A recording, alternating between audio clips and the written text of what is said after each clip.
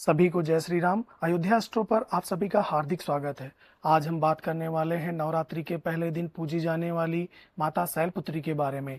दोस्तों, लेकिन वीडियो शुरू करने से पहले आपसे एक छोटी सी विनती है कि अगर आपने अभी तक हमारे चैनल को सब्सक्राइब नहीं किया है तो अभी कर लें, ताकि नवरात्रि की कोई भी वीडियो आपसे मिस ना हो।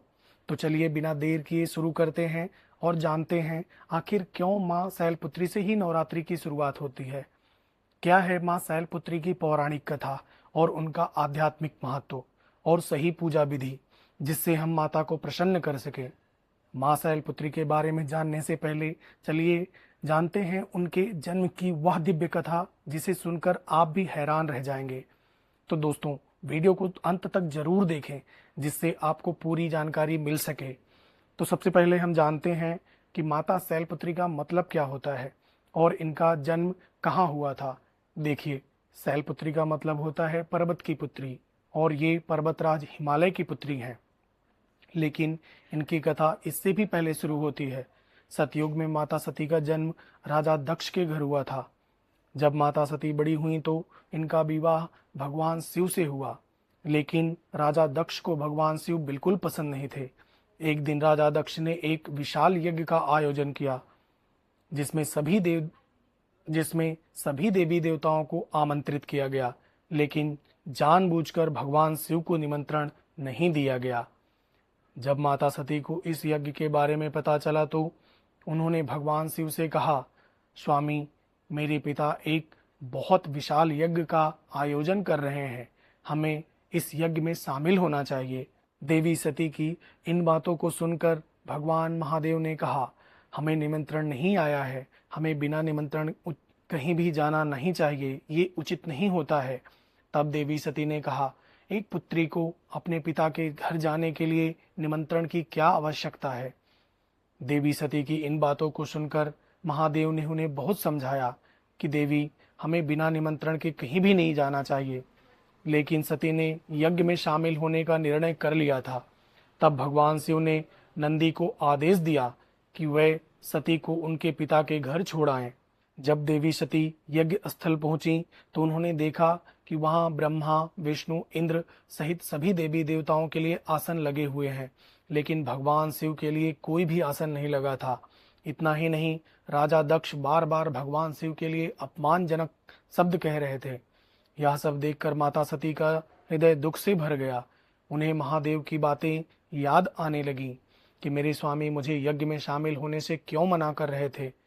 इन सभी बातों को सोचकर माता सती को बहुत पीड़ा हो रही थी, और उनको मन में ये ग्लानि भी हो रही थी कि अपने पति की भी बात नहीं मानी। और इन्हीं सब बातों को सोचकर उसी यज्ञ मंडप में अपने पति का अपमान सहन ना कर पाने के कारण माता सती ने अपने प्राण त्याग दिए। जब यह समाचार भगवान शिव को मिला तो उनका क्रोध भयानक हो उठा, और उन्होंने उसी समय अपनी जटाओं से एक जटा निकालकर पृथ्वी पर फेंकी। उसी जटा से प्रकट हुए अत्यंत शक्तिशाली वीरभद्र को महादेव ने आदेश दिया, जाओ और दक्ष के यज्ञ का विनाश कर दो, और जो कोई भी यज्ञ की रक्षा करने आएगा उसका भी सर्वनाश कर दो।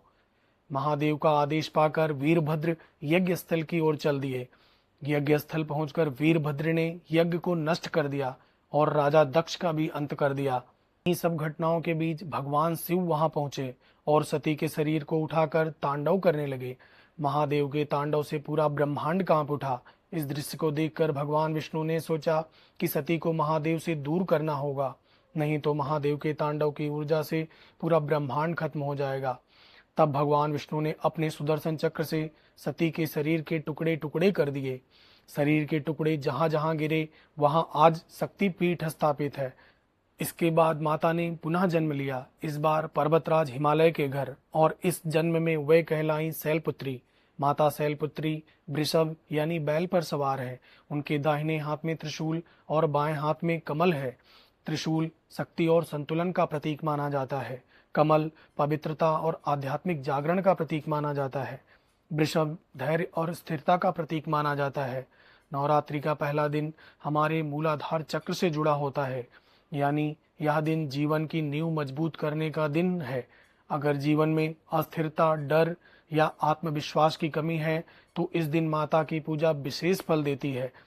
कहा जाता है कि जो व्यक्ति श्रद्धा से माता शैलपुत्री की पूजा करता है उसे मानसिक शांति, स्थिरता और आत्मबल प्राप्त होता है। माता की पूजा करने के लिए आप सुबह स्नान करके स्वच्छ वस्त्र पहने, माता को सफेद या पीले फूल अर्पित करें, माता को देशी घी से बने हुए मिष्ठान का भोग लगाएं, माता के सामने घी का दीपक जलाएं, माँ शैलपुत्री को पीले या सफेद कलर की चुनरी चढ़ाएं, क्योंकि माँ को सफेद और पीला रंग अत्यंत प्रिय है। माँ को इन मंत्रों का जाप करके प्रसन्न करें। ओम देवी शैलपुत्रे नमः। हो सके तो इस मंत्र का 108 बार जाप करें, क्योंकि 108 बार जाप करने से विशेष फल की प्राप्ति होती है। तो दोस्तों, नवरात्रि की शुरुआत माता शैलपुत्री से इसीलिए होती है क्योंकि हर नई शुरुआत के लिए मजबूत नींव जरूरी होती है। अगर आप भी जीवन में नई शुरुआत करना चाहते हैं तो आज के दिन शैलपुत्री माता से जरूर प्रार्थना करें। दोस्तों, यदि हमारे द्वारा बताई गई जानकारी अच्छी लगी हो तो वीडियो को लाइक करें, शेयर करें और हमारे अयोध्या एस्ट्रो चैनल को जरूर सब्सक्राइब करें और कमेंट में लिखें जय माँ शैलपुत्री।